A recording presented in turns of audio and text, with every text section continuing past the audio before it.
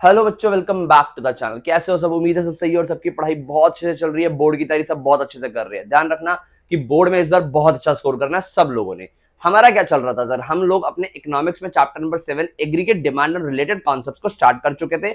हमने पहली वीडियो में एग्रीगेट सप्लाई और एग्रीगेट डिमांड का मतलब समझ लिया था। आज की वीडियो में चैप्टर को आगे बढ़ाते हुए कंजम्पशन फंक्शन से स्टार्ट करेंगे। एपीसी एमपीसी का मतलब जानेंगे। बहुत इंपॉर्टेंट वीडियो होने वाली है आगे के कॉन्सेप्ट्स के लिए, इवन नेक्स्ट चैप्टर के लिए भी। तो ध्यान से पूरी वीडियो को समझना, साथ में नोटबुक और पेन लेके बैठो, साथ साथ नोट्स बनाते जाओ, साथ साथ समझते जाओ। कोई भी डाउट रहता है कमेंट सेक्शन का यूज करो। सोशल मीडिया पे जाके अदर हैंडल्स पे, इंस्टाग्राम वगैरह पे फॉलो कर लो। बहुत सारी वीडियोस और रिलेटेड कंटेंट फॉलो करता रहता हूं। थोड़ा एंटरटेनमेंट भी जरूरी है। चलिए फिर विदाउट वेस्टिंग टाइम स्टार्ट करते हैं वीडियो को और सीखते हैं हमारे कॉन्सेप्ट्स को।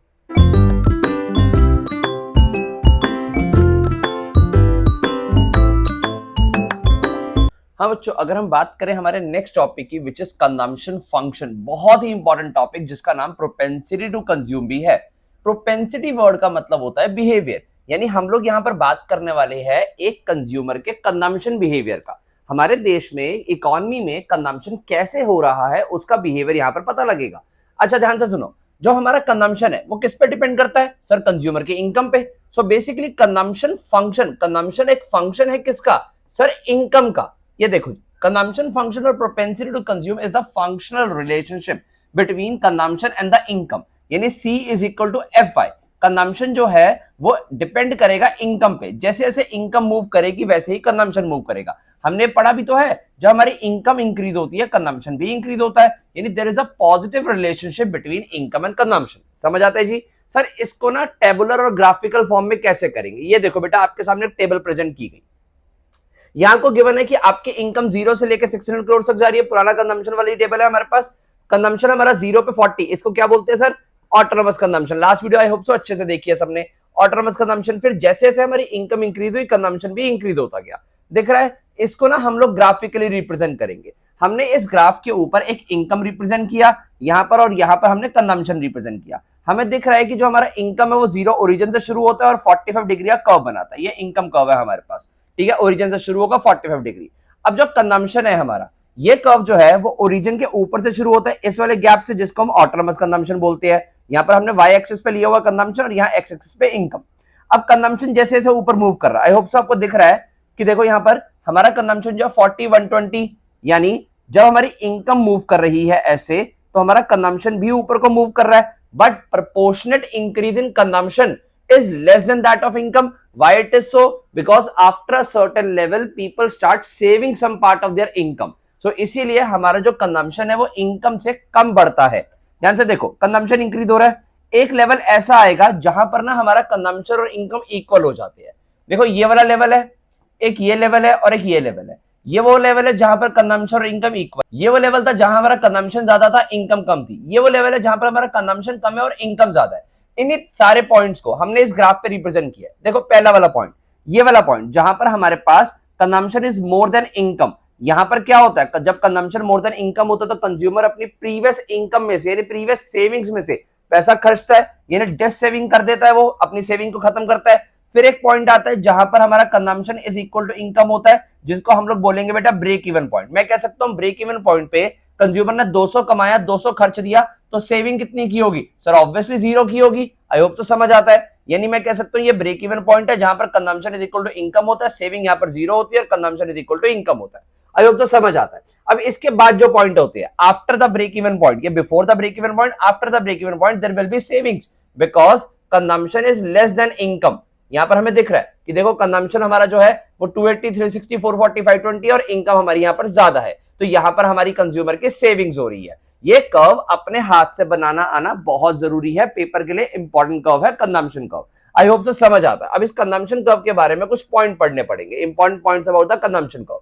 यहां देखिए, कह रहा था slope of consumption curve is positive as consumption increases when the level of income increases. Sir मैं बचपन से पता है कि जब हमारा कंजम्पशन, जब हमारी इनकम बढ़ती है कंजम्पशन भी बढ़ता है, तो कंजम्पशन कर्व का जो स्लोप है वो पॉजिटिव स्लोप है। हमें दिख रहा है जी, कोई दिक्कत नहीं इस पॉइंट में। नेक्स्ट पॉइंट पे, the starting point of the consumption curve is above the zero as there is always some minimum level of consumption which is termed as autonomous consumption। बचपन की बातें कर रहे हैं सर, बहुत पहले पढ़ लिया था।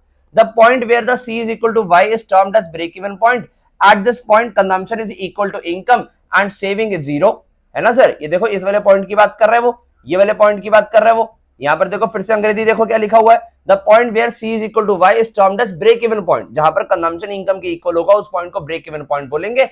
Before the break even point, यहां पर ना लिखा नहीं हुआ बेटा, before the break even point there will be, यहां पर आएगा there will be dissaving in the economy.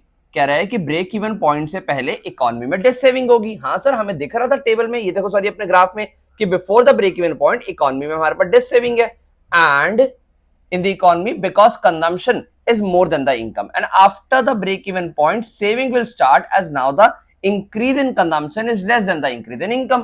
कह रहा है after the break even point, break even point के बाद क्या होगा, सेविंग स्टार्ट हो जाएगी, क्योंकि इस बार जो कंजम्पशन इंक्रीज होगा वो इनकम इंक्रीज से कम होगा।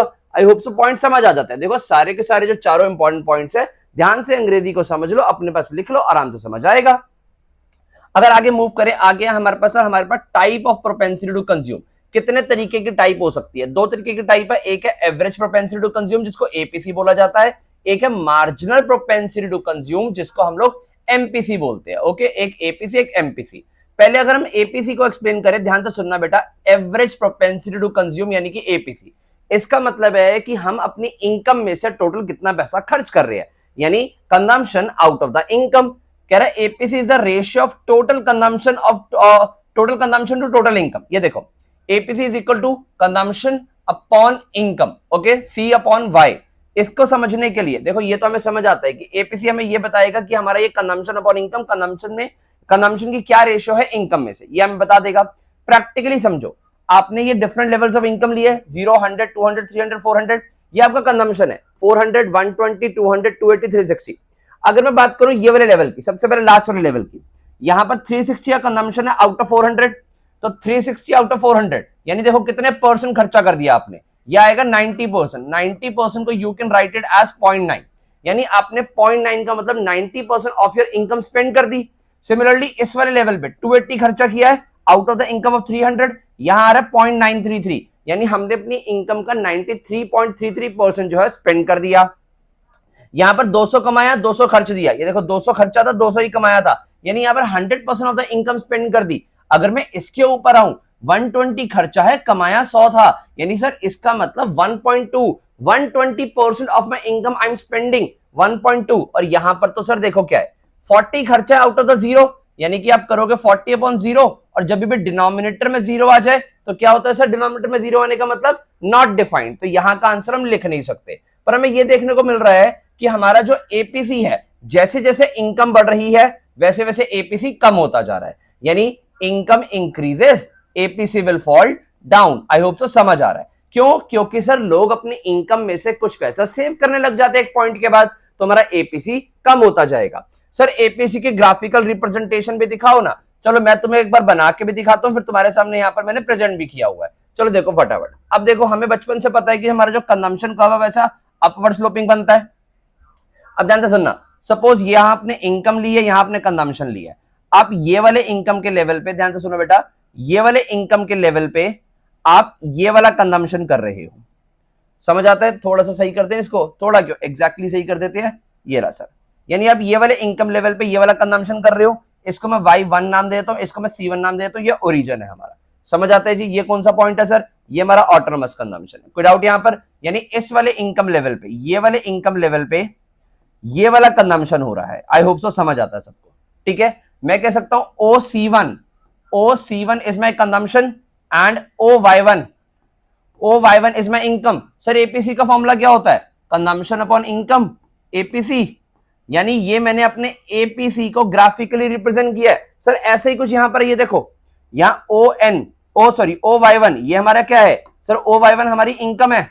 यहां पर अगर देखें ON ये हमारा कंजम्पशन है, तो ON upon OY1 consumption upon income, ये हमारा एपीसी का ग्राफिकल रिप्रेजेंटेशन हो गया। आप इस तरीके से अपने हाथ से बना के आओगे, आपको बनाने आने चाहिए ये कर्व। अगर ये कर्व बनाने आते हैं तो शानदार तरीके से काम करना आता है आपको। सारे एक्सेस के नाम लिख के आना कि ये एक्स एक्सिस है, वाई एक्सिस है। Okay, clear out? तो ये हमारा एपीसी था। सर इसके कुछ इंपॉर्टेंट पॉइंट बेसिकली आपको समझ आना चाहिए, हमने पढ़ा क्या। एपीसी ने हमें ये बताया कि हम अपने टोटल इनकम में से कितना खर्चा कर रहे हैं। आई होप सो क्लियर होता है। अगर आगे बढ़े तो क्या कह रहा है? Important concept about APC. APC के इंपॉर्टेंट कॉन्सेप्ट क्या है? बहुत जरूरी है, ध्यान से समझना बेटा। पेपर में 1 मार्क्स से लेकर 3 मार्क्स तक में आ जाएंगे। APC is more then 1। कब होता है sir APC is more then 1? When consumption is more than income. ये देखो सर, जब हमारा कंजम्पशन जो था वो इनकम से ज्यादा था, ये देखो 120 का कंजम्पशन 100 की इनकम, तो एपीसी का आंसर 1.2 था। तो समझ आता है ये चीज कि हमारा एपीसी मोर देन 1 कब होगा? As long as consumption is more than national income, that is before the break even point, APC is more than income. I hope so समझ आता है। एपीसी 1 कब होगा? सर जब हमारा कंजम्पशन और इनकम दोनों इक्वल हो जाएंगे। ये देखो कंजम्पशन और इनकम दोनों इक्वल हो गए, हमारा एपीसी 1 हो जाएगा, यानी कि ब्रेक इवन पॉइंट के ऊपर। At the break-even point, consumption is equal to national income, so APC is equal to 1 at the income level of 200 crores। ये हमें दिख गया था। फिर कह रहा है APC is less than 1, APC 1 से कम कब होगा? Beyond the break-even point, ठीक है, break-even point के बाद जब हमारा consumption जो है वो सेविंग वो इनकम से कम हो जाएगा, सॉरी जो हमारा कंजम्पशन है वो इनकम से कम हो जाएगा। देखो क्या कह रहा है, beyond the break even point consumption is less than the national income, as a result APC is less than 1। Sir हमें टेबल में भी दिखा दो, ये देख लो बेटा, यहां पर हमारा कंजम्पशन जो है दोनों पॉइंट पे कम है, इनकम ज्यादा है, तो यहां पर हमारे एपीसी की वैल्यू भी जो है वो लेस देन 1 आ रही है। बेसिकली 1 को 100% कंसीडर करो, तो 100% से ज्यादा या 100% से कम। ओके जी। उसके बाद है हमारे पास APC falls with increase in income. APC falls continuously with increase in income because the proportion of income spent on consumption keeps on decreasing. कह रहा है एपीसी फॉल होगा इंक्रीज इन इनकम से, हमने बात कर ली थी, याद करो हमारा एपीसी 1.2, 1, 0.933, 0.9 कम होता जा रहा था। क्यों कम हो रहा है? क्योंकि हमारी इनकम बढ़ती है तो हम कुछ पैसा सेव करने लग जाते हैं, इसीलिए। देखो लिखा हुआ है APC falls continuously with increase in income because the proportion of income spent on consumption keeps on decreasing because people start saving some part of their income. APC can never be zero, APC कभी zero नहीं हो सकता। Star point दूंगा, 1 mark में question आता है। क्यों आता है सर? क्योंकि एपीसी, पहले बताओ एपीसी जीरो क्यों नहीं हो सकता? क्योंकि सर कंजम्पशन जीरो नहीं हो सकता, इनकम भले ही जीरो हो जाए, there is always some level of minimum consumption known as autonomous consumption. क्या कह रहा है यहां पर? APC can be zero only when consumption become zero, however consumption is never zero at any level of income, even at zero level of national income there is autonomous consumption. Sir अंग्रेजी की तो सारी game है, अगर अंग्रेजी समझ आ जाती तो फिर है ही क्या गेम यहाँ पे। तो ये तो हमारे सारे के सारे पॉइंट थे एपीसी के बारे में। बहुत शानदार तरीके से टॉपिक खत्म किया हमने एपीसी को, आगे जाके हमारे बड़े बड़े क्वेश्चंस का पार्ट भी बनेगा ये। ओके, आई होप सो समझ आता है, ग्राफ टेबल सब कुछ। नेक्स्ट और आज की वीडियो का लास्ट टॉपिक रहेगा हमारा MPC, marginal propensity to consume. जो बच्चे मेरे से पढ़ते हैं ना, मैं उनको बचपन में एक चीज सिखाता हूँ। जब वो छोटे छोटे बच्चे होते हैं 11th क्लास में, मैं उनको बोलता हूँ बेटा मार्जिनल वर्ड तुम्हारे सामने जब भी आ जाना इकोनॉमिक्स में, उसका मतलब होता है एडिशनल। यानी यहां पर भी हम लोग एडिशनल प्रोपेंसिटी टू कंज्यूम की बात कर रहे हैं। क्या मतलब हुआ इसका? इसका मतलब कि कंज्यूमर अपनी एडिशनल इनकम में से कितना खर्चा कर देता है। ध्यान से देखो, MPC is the ratio of change in consumption to change in income, यानी delta C upon delta Y इसका फॉर्मूला बनाया गया। एमपीसी का formula delta C upon delta Y. Sir table के थ्रू समझ आएगा। वही टेबल लिया हमने 0 से लेकर 400 तक की इनकम और 40 से लेकर 360 करोड़ तक का कंजम्पशन। अब हमने चेंज इन कंजम्पशन निकाला। चेंज इन कंजम्पशन का मतलब डेल्टा सी, डेल्टा को हम चेंज बोलते हैं। ओके, अब देखो हमारा कंजम्पशन यहां से 40 से 120 कितना इंक्रीज हुआ? 80, 120 से 280, 200 से 280 एंड 280 से 360। Every time 80 increase. Every time income कितना इंक्रीज हुआ? सर हमें एवरी टाइम इनकम में इंक्रीज जो मिला 100 100 100 मिला है। मैं कह सकता हूं हर बार 100 का इंक्रीज इनकम में हुआ, 80 का इंक्रीज कंजम्पशन में हुआ। इसका मतलब मैंने मेरी इनकम में से हर बार 80 स्पेंड कर दिया, जितना इंक्रीज हुआ उसमें से 80 स्पेंड कर दिया। यानी सर इसका जब आंसर मल्टीप्लाई 100 करके निकालोगे ना, मल्टीप्लाई 100 करोगे तो आंसर आएगा 80%। और 80% को we can write it as 80% को we can write it as 0.8। यानी हर बार मैं मेरी इनकम में से, इंक्रीज इनकम में से 80% पैसा खर्च रहा हूं। दिख जाता है जी? अच्छा, यही तो मेरा एमपीसी है, यानी मार्जिनल प्रोपेंसिटी टू कंज्यूम। आपने अपनी एडिशनल इनकम में से कितना खर्चा? तो सर इतना खर्चा, 80% हमेशा खर्चा। सर इसको ग्राफिकली रिप्रेजेंट करें। सर ये वाला कर्व तो बना हुआ है ऑलरेडी, आप बना के दिखाओ। बेटा स्पेस इसीलिए दिया है ताकि मैं बना पाऊं। ये देखो जी, आपको एक ग्राफ बनाना पड़ता है अपने हाथ में, तो आपके हुनर आ जाना चाहिए ग्राफ बनाने का। एक्स एक्सिस वाई एक्सिस, हम यहाँ पर एक कंजम्पशन खींच रहे हैं, ये हमारा कंजम्पशन कर्व है। ओके, सबको क्लियर है? ध्यान से सुनना बेटा। ये हमारा एक इनकम लेवल है जिसको मैं बोल दूंगा Y1। ओके, अब इस वाले इनकम लेवल पे हमारा जो कंजम्पशन था ये था जिसका नाम है C1। इनकम इंक्रीज हुई, यहां आ गई Y2 पे, मैं इसको Y2 बोल दूंगा। इनकम इंक्रीज होने से कंजम्पशन भी इंक्रीज हुआ, ये आ गया C2 पे। अब ध्यान से सुनना बेटा, जो मेरा इंक्रीज इन कंजम्पशन है वो ये है, due to increase in income this, यानी अब मेरा एमपीसी का फॉर्मूला क्या है, change in consumption upon change in income. Change in consumption कितना देखने को मिल रहा है, C1 C2, C1 C2 is change in consumption, C1 से C2 चेंज इन कंजम्पशन है, एंड चेंज इन इनकम कितना है, Y1 से Y2। तो ये मेरा ग्राफिकल रिप्रेजेंटेशन ऑफ एमपीसी हो गया। बताओ मैंने कौन से मंत्र मारे, यहां देख लो भाई, Y1 से Y2, ये क्या होगा, चेंज इन इनकम, M से N लिया इन्होंने, देखो MN upon Y1 Y2, change in consumption upon change in income. यही चीज तो सर हमने करवाई है, कौन सी अलग चीज करवा रहा हूं मैं, इसका मतलब कि हम वही पढ़ रहे हैं जो हमारी बुक्स में लिखा हुआ है। शानदार तरीके से पढ़ो यार, कंट्रोल क्रिएट करो, कंट्रोल क्रिएट करोगे उतना अच्छा पेपर करके आओगे। आ जाओ इसके बारे में कुछ इंपॉर्टेंट पॉइंट्स पढ़ ले। एमपीसी तो शानदार टॉपिक है। अगर मैं एमपीसी के इंपॉर्टेंट पॉइंट्स की बात करूं, ध्यान से सुनना, कह रहे important points about MPC, the value of MPC varies between 0 and 1। समझने वाला पॉइंट आ गया। कितना इंक्रीज हुआ इनकम में, 100, कंजम्पशन कितना किया उसमें से 80। सर मान लो 100 का कंजम्पशन कर देता मैं 100 की इंक्रीज इन इनकम में से, आंसर 1 आता। सर 0 कंजम्पशन कर देता 100 की इंक्रीज इन इनकम में से, यानी इनकम तो बढ़ी है कंजम्पशन नहीं बढ़ाया, आंसर कितना आता। जब ऊपर न्यूमरेटर में 0 आ जाए तो आंसर होता है 0। ओके हाँ जी, तो यहां पर हमारे पास कितना आंसर आ गया। अगर सारा कंजम्पशन कर दूंगा यानी सारी इंक्रीज इनकम स्पेंड कर दूंगा तो आंसर 1 आएगा, बिल्कुल नहीं करूंगा तो आंसर 0 आएगा। क्या मैं ऐसा कर सकता हूं कि 100 की इनकम इंक्रीज हो, खर्चा 120 कर दूं? नहीं कर सकता सर, जितनी इंक्रीज इन इनकम हुई है मैक्सिमम खर्चा उतना ही हो सकता है। इसका मतलब मेरा आंसर हमेशा इसके ऊपर जाएगा ही नहीं, और इससे कम भी नहीं जा सकता, क्योंकि मैं बिल्कुल भी नहीं खर्चा करूंगा, नेगेटिव में थोड़ा ले जाऊंगा खर्चे को। यानी सर मेरा जो आंसर है वो हमेशा और हमेशा क्या लिखा हुआ है, 0 और 1 के बीच में लाई करेगा, यानी MPC is always lie between 0 and 1। I hope so clear होता। देखो वी नो दैट इंक्रीमेंटल यानी additional income is either spent on consumption or saved for future use. If the entire additional income is consumed that is saving is 0। यहां पर ये ए नहीं आएगा बेटा, यहां पर आएगा S is equal to 0, then MPC is equal to 1। कह रहा अगर मैं अपनी सेविंग 0 रखूंगा, सारा का सारा पैसा जो भी कमाया खर्च दूंगा, तो एमपीसी 1 होगा। हमने यहां पर देखा भी अभी, ये देखो यहां पर देखा ना कि सारा का सारा पैसा खर्च दिया, एमपीसी 1 आ गया।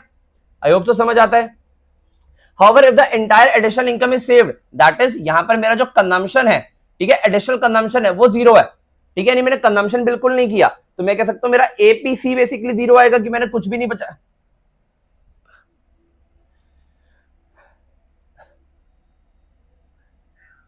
दैट इज कंजम्पशन इज 0, यानी यहां पर मैंने अपना कंजम्पशन को इंक्रीज नहीं किया, तो मेरा एमपीसी जो है वो आएगा 0 answer. In normal situation value of MPC varies between 0 and 1। Okay समझ आता है जी पॉइंट, बहुत अच्छा पॉइंट था। फिर कहता है MPC of poor is more then that of rich. कह रहा गरीब आदमी का एमपीसी अमीर आदमी से ज्यादा होता है। क्यों सर? अमीर आदमी ऑलरेडी सब कुछ कंज्यूम करके बैठा है, कोई इच्छाएं नहीं है उसकी, पर गरीब आदमी तो बेचारा इनकम बढ़ने से अपनी इच्छाओं की पूर्ति करता है, ज्यादा से ज्यादा स्पेंड करता है, तो यानी इसका एमपीसी एडिशनल इनकम में से हमेशा ज्यादा खर्चा करेगा वो। It happens because poor people spend a greater percentage of their increase income on consumption as most of their basic needs remain unsatisfied. On the other hand, rich people spend a smaller proportion as they already enjoy a high standard of living. Similarly, the MPC of developing countries like Nepal, Bangladesh, etc. India भी इसी में आएगा। Okay Nepal Bangladesh, ये Nepal Bangladesh India या फिर पाकिस्तान, ठीक है, सब इसी में आएंगे। एक्सेट्रा इज हायर, इनका एमपीसी हायर रहेगा than the MPC of develop country like America और इंग्लैंड। समझ आता है जी, क्योंकि अमेरिका और इंग्लैंड की नीड सेटिस्फाइड है, उनके पास सब कुछ है। MPC falls with the successive increase in income. Sir ये पॉइंट भी स्टार है, क्यों? कॉन्ट्राडिक्टरी पॉइंट है। कॉन्ट्राडिक्टरी का मतलब सर ऐसा ना हो नहीं रहा है हमारे टेबल में, लिखा जरूर हुआ है और ये सच लिखा हुआ है। देखो हमने अपने टेबल के अंदर एमपीसी को फॉल किया क्या? हमारा टेबल तो सर एमपीसी कांस्टेंट है 0.8 0.8 0.8 0.8। ऐसा क्यों? क्योंकि हमारा इंक्रीज इन कंजम्पशन और इंक्रीज इन इनकम कांस्टेंट था, ये भी कांस्टेंट था और ये भी कांस्टेंट था। सर प्रैक्टिकल लाइफ में ऐसा नहीं होता।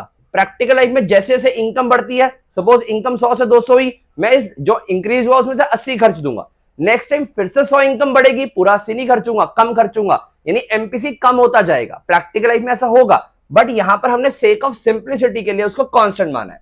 तो लिखा हुआ है it happens because as an economy becomes richer that has tendency to consume smaller percentage of each increment to its income and save more. Hence, at higher levels of income, people generally have lower MPC. I hope so अंग्रेजी समझ आती है, बार बार पढ़ लो, अंग्रेजी बहुत आसान है, समझ आती है, वीडियो को रिवाइंड करके देख लो, समझ आएगा सारा काम। अगर हम देखें जी comparison between APC and MPC, हमने पूरे जो चीजें पढ़ी हैं उन्हीं के बारे में लिखा हुआ है। एपीसी का मीनिंग लिखा हुआ है, एमपीसी का लिखा हुआ है। वैल्यू मोर देन 1, क्या एपीसी की वैल्यू मोर देन 1 हो सकती है? हाँ सर, जब कंजम्पशन ज्यादा होगा इनकम से हो सकती है। इसकी नहीं हो सकती सर, इसकी तो 0 और 1 के बीच में लाई करती है। उसके बाद response to change in income, when income increases APC falls, when income increases MPC also falls but at rate less than the MPC, less than the APC. क्यों सर, ऐसा क्यों होता है कि एमपीसी फॉल तो होगा बट कम होगा? क्योंकि हम बेसिकली यहाँ कांस्टेंट मान के चल रहे हैं कि हमारा जो कंजम्पशन है वो इंक्रीज कांस्टेंट रहेगा। फिर कह रहा है फॉर्मूला एपीसी का सी अपॉन वाई, इसका delta C upon delta Y. तो ये हमने आज तक का टॉपिक किया है। यहां पर हमने अपना कंजम्पशन फंक्शन यानी प्रोपेंसिटी टू कंज्यूम खत्म किया, एपीसी पढ़ा, एमपीसी पढ़ा। बहुत इंपॉर्टेंट वीडियो है, बहुत इंपॉर्टेंट चैप्टर के लिए। कोई भी डाउट रहता है कमेंट सेक्शन तुम लोगों के पास है, वहां पर पूछ सकते हो। सोशल मीडिया पे फॉलो करो, वहां जाके पूछ लो। कोई भी डाउट रहता है मैं तुम्हारे लिए बैठा हूं। वीडियो को शेयर करो, दोस्तों का भी भला करो और लाइक करना, चैनल को सब्सक्राइब करना मत भूलना। मैं मिलता हूं तुमसे बहुत ही जल्दी नेक्स्ट वीडियो में। Thank you.